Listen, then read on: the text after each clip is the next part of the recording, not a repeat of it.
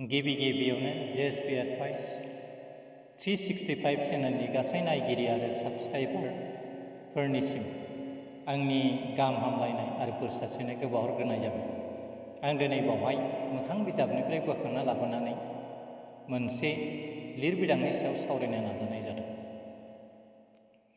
1989 मायथाइनि जुलाइ दाननि जोबथा बाहागोआव गहपुरनि बर'फ्रा माखासे असमिया सुबुंफोरनि इनाय उदखार खालामनायनि जाउनाव 60,000सो बर' सुबुङा अरुणाचल हादोराव बै समाव गावनि जिउखौ रैखाथि होनो गोनां जादोंमोन। दा बेखौ लानानैनो बिनानाव रैसुमै बसुमतारिया मोनसे आर्टिकेल लिरदों। बे आर्टिकेलखौ आं फरायथिना होनो नाजानाय जाबाय।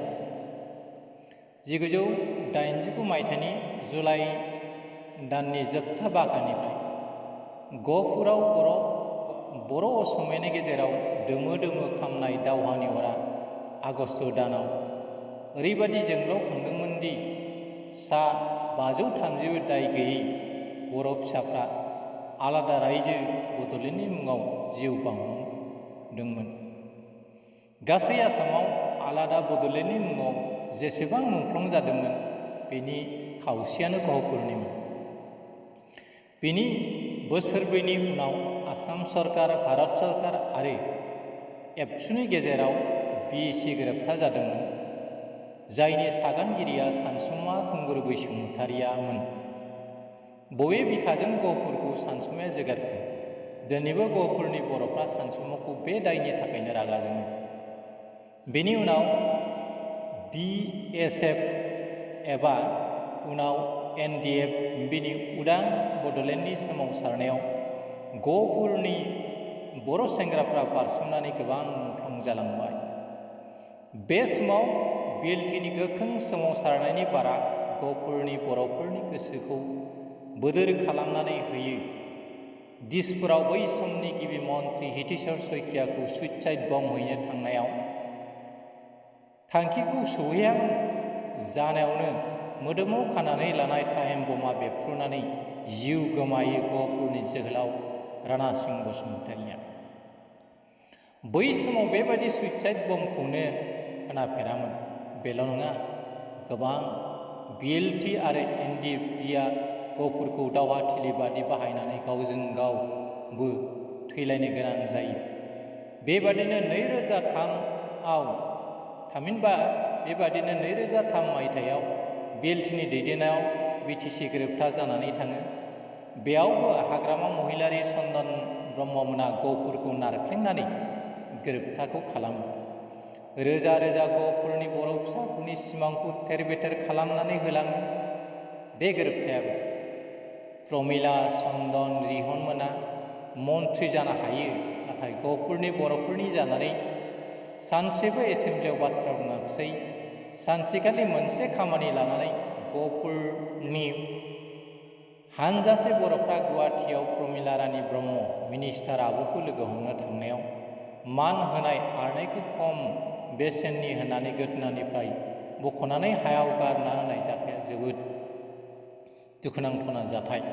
मानोना आर'नाइया बेसेन गोसाजों खोथा गैया, बियो मोनसे मान बावनायनि नेरसोनसो। हाय गहपुरनि बर' फिसाफोर! बेनि उनाव आर्मि पुलिसजों गाग्लोबजानाय गहपुरनि बर'फ्रा फिन खेबसेबाव NDF आरो एबसुनि जथायै सोमावसारनायाव गिलु बालु बारसोमो। बे खेबाव माबा मोनसे जायाबोला इयुनाव माब्लाबाबो गहपुरनि बर'फोरनि थाखाय जेबो जाखानाय नंलिया साननानै बाख्रिनि माइखौ फाननानैबाबो दिल्लीयाव गहपुरनि बर'फ्रा सोमावसारनायाव लोब बाहागो लाहैदोंमोन। नाथाय बियो मा? थांनाय 27 जानुवारि 2020 मायथाइयाव जालांनाय बिटिआर गोरोबथा थामहिनबा गोजोन गोरोबथायाबो गहपुरनि बर'फोरनि सिमांखौ आरोबाव फेलेंसो खालामबावसिगोन खोमा। सिमनाया लखिमपुर जिल्लानि सोमलिगुरिसिम बारायमारगोन ना बारायमारा? ना बियो राजखान्थियारि रावबोल' नामा? दुब माइ सौगासिनो सिबायफोरनि बिखायाव। बिखा सिङाव बेफोरबादि मावनायखौ सोर साबैसेया खोनासङो आरो माब्ला बे सिमाङा मोगथाङाव महर मोनगोन? बोसोरथाम जाहां जाहां जाबाय बिटिआर गोरोबथा जानाया, नाथाय आसुगुर गावगासिबो गफुरनि बर'फ्रा बे गोरोबथानि मुलाम्फाखौ मोननो हायाखै। ना सिमाखौनो बारायनो हादोंना, ना फरायसालिफोरखौनो सरकारि खालामनो हादोंना, ना हा हुनि जेंनाफोरखौ सुस्रांना होनो हादोंना, ना मोनफ्रोम नखरफोरनो अनसुंथाइ होनो हादोंना? जायखिजाया गफुरनि बर'फ्रा दासिमबो गोसो हमथानाय दं, मानोना बिसोरहा गोबां आसा दं सानसेब्लाबो बिटिआर गोरोबथानि दफाफ्राव मावफुंजाथारगोन आरो बिसोरनि खाफालावबो थाइगिर बिबारा बारफैगोन। बर' हारियाव जेसेबां आफादफोर दं, जेसेबां दैदेनगिरि दं, मेलेमजिबिफोर दं, गफुरनि थाखाय खौसेयै सानोब्ला मोजां जागौमोन। गावजों गाव एना एनिखौ दोनथ'नानै गफुरनि बर'फ्रा बर' हारियाव होनाय दाहारखौ सुख'फिननो नाजायोब्ला जोबोर मोजां जागौमोन। इसोरनि सेराव आरज गाबहरो आं, जेन गासै मुंख्लंफोरानो सोरगोआव मोजां जायगाखौ आवग्रिनो हाथों आरो गफुरनि बर'फोरनि सिमा मोगथाङाव थाबै जाफुंसारथों, बेखौ हास्थायनानै बिनानाव रैसुमै बसुमतारिया लिरदोंमोन। नाथाय आथिखालाव बिटिआर गोरोबथानि जि दफाफोर बा सिमा बारायनायनि खोथाफोर, बियो मोगथाङाव जाफुंना जाफा बे जोंनि सोंलु जानानै फैदों। मानोना बिटिआर गोरोबथानि बादियै सिमायाथ' गहपुर सोमलि गुदिसिम मोनहैनांगौनि खोथामोन, नाथाय बेखौ मिजिंथिनानै गहपुरनि मानसिफ्रा दाबो दं। नाथाय बे सिमाङा मोगथां जागोन ना जाया बेखौ जों समखौ नेनांसिगोन। मानोना बिटिआर रादाय बादियै बिटिआरनि दफाफ्रा 6 दाननि गेजेरावनो जाफुंनांगौमोन। नाथाय खोब दुखुनांथाव खोथा, आथिखालाव 3 बोसोरानो जानोसै, थेवबो बिटिआरनि मोनबो मोजां लैखोनखौनो जों नुनो मोनाखै।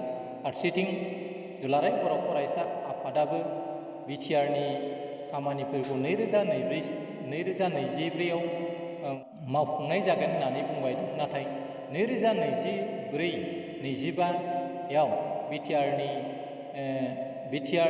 थामहिनबा बिटिसिनि इलेक्सनखौ टारगेट खालामनानैसो बिथां प्रमद बर'खौ 5 बोसोर गादियाव जहैनायनि खोथाखौ बुंनाय बादिबो नुहुरो। जियानो जा जों मोजांखौ हास्थायनांगोन, जाहाथे बिटिआरनि दफाफ्रा मोजाङै मोजां मावफुंजालाङो, बेखौ आंबो हास्थायो। बेखौ हास्थायनानै गहपुरनि माखासे सात जाला जानाय जाथायखौ फरायथिनानै होनाय जाबाय। एसेनोसै, गोजोन्थों।